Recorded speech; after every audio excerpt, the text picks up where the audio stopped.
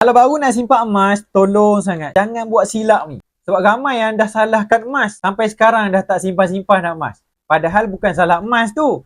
Salah diri dia tu. Jadi saya dulu pun sama juga. Tak tahu macam mana dapat untung. Yang saya tahu, beli harga rendah, jual lah harga tinggi. Hanya profit tu keuntungan dari sudut kenaikan harga. Sebab saya beli emas, tak baca buku wang emas, tak ada bimbingan daripada guru. Jadi beli emas suka-suka. Jadi ada orang tanya je apa beza emas digital dengan fizikal.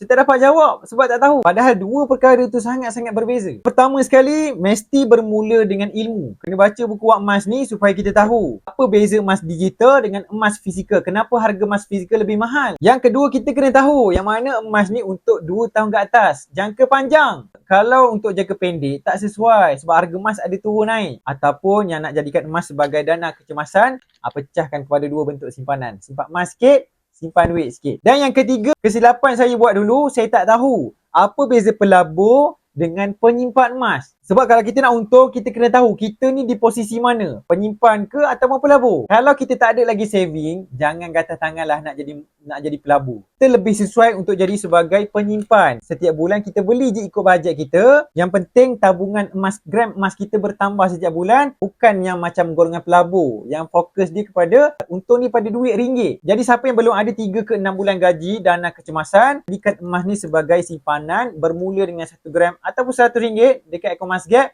pergi dekat profile saya ataupun boleh DM.